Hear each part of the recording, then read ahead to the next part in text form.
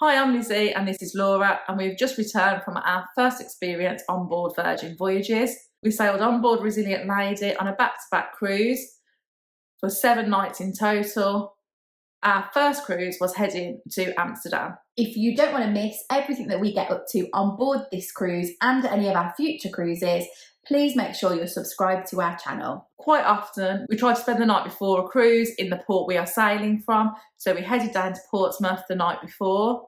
We were staying in the travel lodge, not far away from the port, and it was a great location. When we woke up the next morning, we discovered that Resilient Lady had not yet made it into Portsmouth because of the high winds. We were keeping a close eye on Facebook because that was where we were getting lots of the information from. And eventually we got a message through from Virgin to say that Resilient Lady was late and that there could be possibly delays and they would keep us notified. Resilient Lady finally got into port at around about 11 AM, which was about 6 hours later than she was due to dock. So that was a massive delay. We kind of carried on with our morning, really. We had quite a late checkout at the travel lodge of 12 o'clock. So we planned to pop out and get some breakfast before checking out. And at this point, we still didn't know what time we would be able to get onto Resilient Lady at. We decided that the best thing to do was to drive to the port to drop off our luggage. There were quite a few cars there when we got there. We were directed into a queue of traffic. It was quite strange how she asked us to go where she asked us to go to, because we sort of had to drive over a bit that looked like you should have. And this is where you get your luggage labels. We found that quite bizarre because everything else on Virgin is quite high tech, but here you've got a person writing onto the luggage tag your cabin, etc., and attaching it to your suitcase. We were still unaware at this time what time we would be able to get on board. We had pre-booked parking at the nearby Morrison's, which everybody we spoke to on the cruise was quite horrified to hear, but it was a real bargain. We paid around about £35 for the 7 nights, so it was a really good price, and it was very close to the port. Tom and Dom were also travelling on the same cruise as us, and they very kindly offered to meet us at Morrison's and then drop us back to the port. However, we still didn't know what was going on with boarding the ship, so we did have to change those plans slightly. When we arrived at Morrison's to park the car, we then found out there would be a 3-hour delay for embarking. So Dom kindly drove us all to Gunwharf Quays, where we then had a bit of a wander around. The weather was lovely, so we took advantage of that and just had a nice wander around Portsmouth. We walked along the front and enjoyed watching the ferries come in and out, and sat and had a drink whilst we waited until we'd be able to embark the ship. We then saw that people were going to the terminal building to start to embark, so we decided to head there. We have got deep blue extras, so that means we get priority embarkation. Our original embarkation time was 1:30, which was now obviously 4:30. So we headed towards the port and then we walked along to the port building, where we were greeted by absolute chaos. When we arrived at the port building, one of the most alarming things was that we noticed there were still people disembarking the ship. So the ship clearly wasn't ready for us to embark. There were queues everywhere and a lot of people milling around, and nobody really seemed to know what was going on. Everybody in the building was in the same position. Everyone was asking each other, where are we supposed to go? What are we supposed to do? And to be honest, the staff didn't know, and neither did anybody else.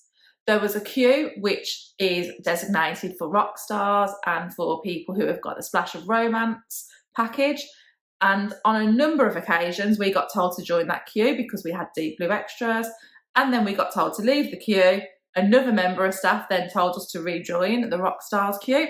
So we did this and we just decided to stay there. While we were there, they were asking people with deep blue extras to go and check in upstairs, but we were already near to the front of this queue. While we were in the queue, we heard a staff member state that they were losing the will to live, which again we thought was quite unprofessional because she said it loudly enough for everybody around to hear. Once we did actually get checked in, the process was then very smooth. We were given our band at the check-in desk, And then we went through security. This operated just how any normal cruise ship security would do, where your bags are scanned through the scanner and you pass through the metal detector. We were then able to proceed towards the ship. However, in Portsmouth, you do have to get on a bus then to get to the ship. It's such a short bus journey. Like, you can see the ship from when you get onto the bus, so it's not a big deal, but it is just a little inconvenience. The gangway is not an air bridge type style gangway like you get in Southampton. You do have to walk up quite a steep gangway to get onto the ship, so this may be challenging if you do have mobility issues, and we would recommend that you do check any cases and things like that in so that you don't have to get them up that gangway yourselves. When we boarded, we did feel a little bit harassed, but one of the things that we were most determined to do was head to Razzle Dazzle to sort out our dining bookings. Dining is pre-bookable on the app. However, they only release 30% of these before the actual cruise, and a lot of our bookings that we had managed to get were quite late, and we didn't want to miss out on the entertainment.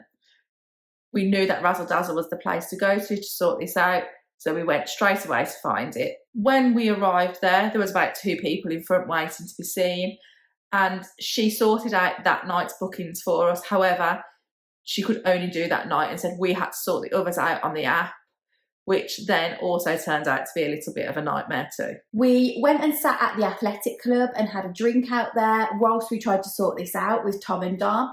We wanted to change our booking so that we booked the same dining times, because there were some experiences that we thought would be better in a bigger group, Gun Bay being one of those. And what we kind of had to do was cancel the existing bookings on one phone while somebody else was trying to rebook a new booking on a different phone. However, there was also a problem with the muster drill and how that was playing and displaying, which meant that we couldn't confirm any bookings. So this then meant that we actually had to go around the restaurants ourselves and book those dining times in person. It was absolutely fine to do that. The staff that were working on the desks at the restaurants were happy to book in the dining for you, and it was an easy process.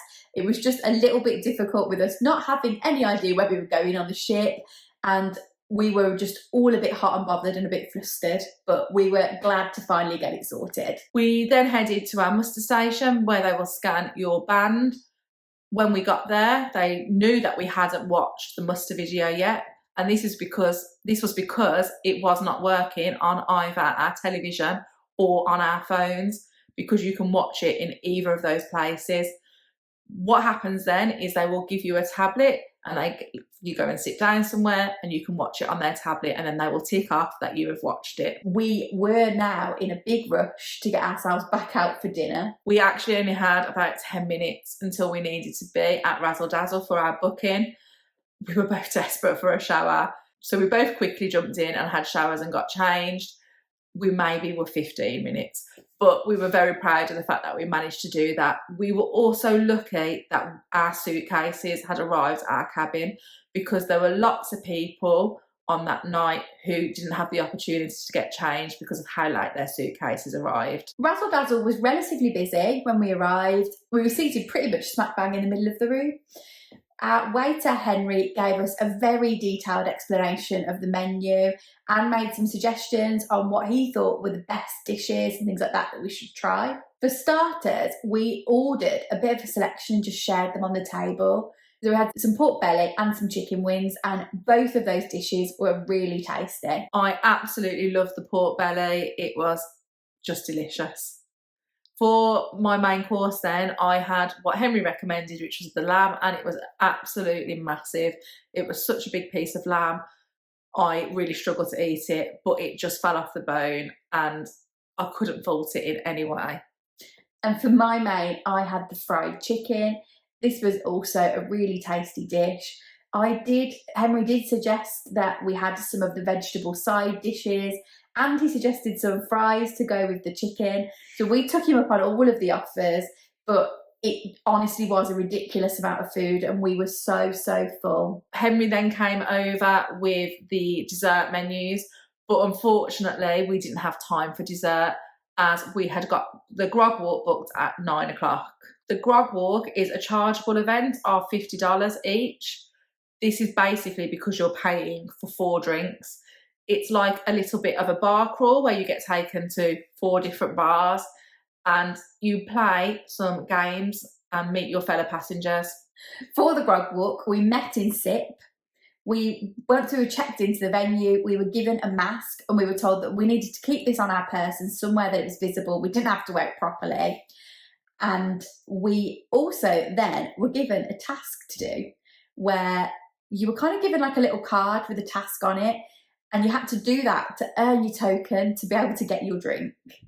The drink in this first venue was a French 75 and probably lulled us into a false sense of security because we all enjoyed this one. It was a nice drink and it was a great start. The second venue we were then taken to was the Draft House, where we got given a spicy margarita, which, yeah, if you went to the bar after we all left, there was quite a lot of it left around. It had a really weird, like, bacon rind frazzle type of coating on the glass. Like pork scratching. Like, it was just a bit odd. Yeah. And the drink was spicy. I think I probably could have drank it without the powder around the rim. Again, to get that, you had to complete a little task. The tasks weren't too daunting. It was just things like find someone with the same colour eyes as you, or ask someone what their wish for this cruise is. So they weren't anything too silly. Next, we headed down to the Loose Cannon, which is a bit hidden away actually. We might never have found it had we not been on Grog Walk. In there was some snacks, so there was some popcorn and some pretzels. We were still too full from dinner, so didn't indulge in those. And then the task in here was the same for everyone. We won't spoil it by telling you what it was, but it was a little bit embarrassing, shall we say. And then there was a bit of an activity as well where they passed the mic round and got everybody involved before we were given our drink, which was...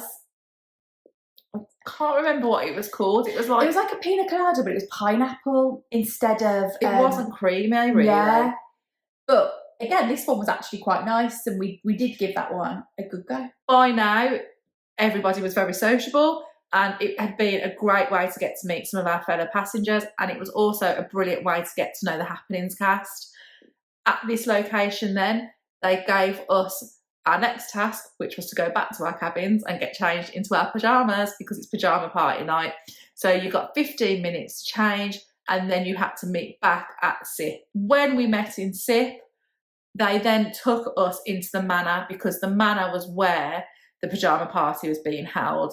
We were a little bit disappointed that it was being held in there because we wanted it to be outside, but a lot of the staff seemed to think it was cold, even though for us we were like, this is good summer. It was really good being in the Manor before anybody else could get in there because it was quiet. We managed to find ourselves a table, and the drink we got given in here was a whiskey sour, which was okay actually. Yeah, I'd have never ordered this, but actually I drank it. I'm not sure if it's because it was later in the night, but yeah, it was all right. And we started the dancing straight away. It didn't take long before the venue got really, really busy for the Pajama Party. Everybody was well up for a good night, but the big problem that we were having in there was it was so hot. It was absolutely packed, and I just don't think the air conditioning could cope with the volume of people in there. And we were also dancing all night long. So we were pretty uncomfortable and hot, but we really, really loved it. We had so much fun. And it stayed busy for quite a long time. So we were really surprised when the DJ stopped playing at 2 a.m. We genuinely thought it would carry on until there was basically no one left in there. And everybody was very sad by this because everyone was having such a good time. And people had already felt like they were being shortchanged because of being on the ship 3 hours later. So people just felt a little bit disappointed. We asked where we could get another drink, and we found out that the only place that was now open to get a drink was the casino bar. Poor staff is all I can say, because they'd gone from a few people sitting there to everybody that had been in the Manor. So they weren't massively impressed by the way we all descended on them, I think is probably what we'd say. But we probably stayed there for a couple of drinks, had a chat to people around us before we headed up to the galley for some late night food. In the galley, the only late night food on offer around the ship after 2 a.m. is all day breakfast, which we thought was a little bit bizarre. We both had a bit of a selection of some of the foods that were on offer there, and it was all okay. It just wasn't really what we fancied at this time of night, so probably wouldn't have been our choice had there been any other options. We sat up in the galley for quite a long time then, chatting away to people, and it was probably around 4 a.m. before we decided we really should probably go to bed, because otherwise we will spoil our day tomorrow. Despite the embarkation chaos, we have absolutely loved today. We have always wanted to experience something like the Pajama Party on a cruise. We actually can't believe how involved everyone got and how lively it was. It was such good fun. And we're now really excited that we get to do that again on our second cruise that we will be on. We are also really, really impressed so far by the ship and by the staff on board. The staff on board cannot do enough to help you and have all been extremely friendly. We are really excited to experience everything on the ship, as tomorrow we are going to be at sea for most of the day before arriving in one of our favourite ports on the evening, which is Amsterdam. Thanks for watching. Don't forget to give this video a like and drop any questions you've got in the comments down below. Please also make sure that you're subscribed to our channel. You can also find us on social media by searching Sisters on the Seas.